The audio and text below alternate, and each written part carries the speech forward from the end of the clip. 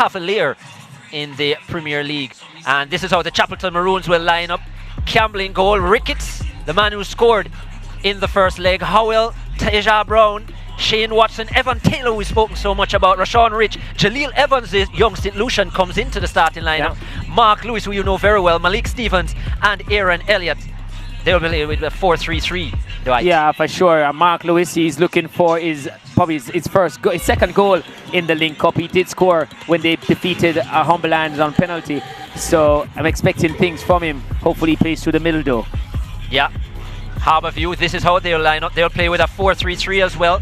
Bennett, the man between the sticks. Talbot, Shane Staple back into the starting lineup.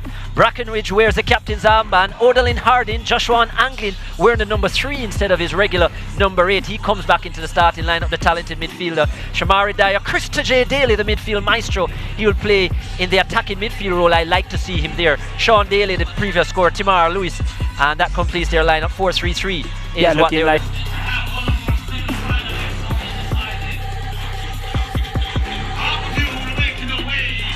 Full match highlights. Okita Nicholson, the man with the whistle. Harbourview in their full blue coming forward. Krista J. Daly. And based on his skills and ability, you would expect him to make a better contact there with the left foot. Hard into the ground, and the Maroons were able to clear their lines. Coming forward again, O'Shane Staple with the strike. And not good handling there by Jonathan Campbell. He didn't have a good day between the sticks for the Maroons. His handling not the best. This time the strike was over the bar and didn't threaten his goal. That came from Sean Daly. Javier Lynch with a strike inside the area. Lucky defended there by Rashawn Rich, and it nearly came off Anglin and into the back of the net. Luckily for Campbell, straight to him. Then this moment for the Maroons. Out of position were Harbourview. Aaron Elliott showing the strength over Odalyn Hardin, and then placing it past the hapless Anthony Bennett between the sticks for Harbourview. 1-0 after 33 minutes. Aaron Elliott, his first in the Lynk Cup and his third of the season in all competitions. And were the underdogs at this point going to find the win? It wasn't to be. Krista J. Daly driving across, then the left-footed attempt.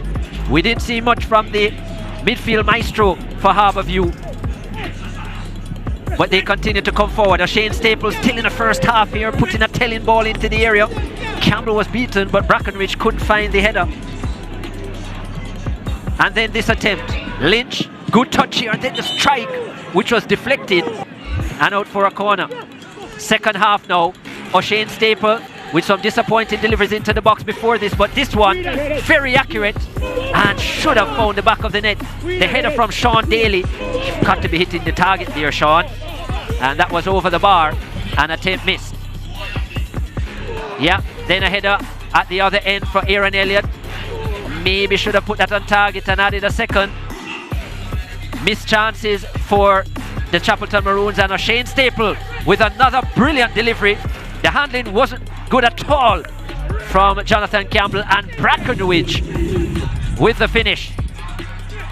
There is the ball from Staple. I'm not sure what Campbell was doing there. Put it back into the business area, and very attentive at the attacking end of things was the captain Brackenridge to add his second in the Lynk Cup this season. Had one against Falmouth United. That came after 67 minutes today, and it was 1-1. Right after that, Phelan Lawrence with a strike just wide, and Harbourview continued to come forward. Lawrence again deflected on this occasion, then working back for it. It would come to Roger Smith, who a swivel and a volley with a right foot would beat Jonathan Campbell, and Campbell will be disappointed with the attempt. Good strike here, Roger Smith, but it was in the centre of the goal, and Campbell slipping just before and unable to get his hands behind the ball enough onto the upright and into the back of the net for 2-1 after 75 minutes. Continuing to come forward, Javel Ellis, good skill here, aiming for the back post and couldn't find the target. How many times have we said that for the Chapelton Maroons here today? Just unable to put it on target, and the score remained 2-1. Another chance coming in for Harbourview. Demar Rose driving into the area with a strike just past the upright there from Rose. Campbell was in trouble again. And then this moment, Talbot picking up his second yellow card. Harbourview reduced to 10, and David Reed out cold. Second yellow, Talbot off. and he will miss the semi-final. So that was it. After 90 minutes, Harbourview 2 to Chapelton Maroons 1. 11 shots, just 1 on target for the Maroons, and that tells the story for them, just not enough. 6 on target from 18 for Harbourview, and they produced 2 goals. Some 18 fouls, we've seen 3 yellow cards, and the 1 red card eventually to Ajani Talbot for that tackle on David Reed. We hope he's okay. 4 offsides for Harbourview, just 1 for the Chapelton Maroons. 5 corners each. Majority of the possession for the Stars from the East. And after 90 minutes, Harbourview, they're into the semi-finals. They've defeated the Chapelton Maroons by 2 goals to 1. Our man of the match is with Dwight Jeremiah, and it's none other than Joshua Anglin. Deshaun, good all-round game from you. Going forward, linking the play and defensively. How difficult was it for you, though, in the first half, the way that Chapelton Maroon played? Well, it was very difficult because we never organized in the first half. The midfield was empty. You can see that is in the midfield the goal breakdown into. So you can see that it was weak in the midfield in the first half, but in the second half, we go in the second half, we coach tell us that we have to go out there and do the hard work. So we come out there and put in our hard work. So we got the 3 points and we give thanks for it. Yeah, man, you stood tall in a midfield that wasn't organized. But how does it feel to be in the semi-final of the Lynk Cup? Well, it's a good feeling being at the semi-final in the Lynk Cup.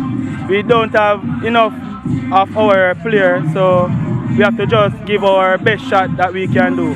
Well, that's a good performance from you, Anglin. All the best in the semi-finals and in the Premier League. All right? Welcome. All right.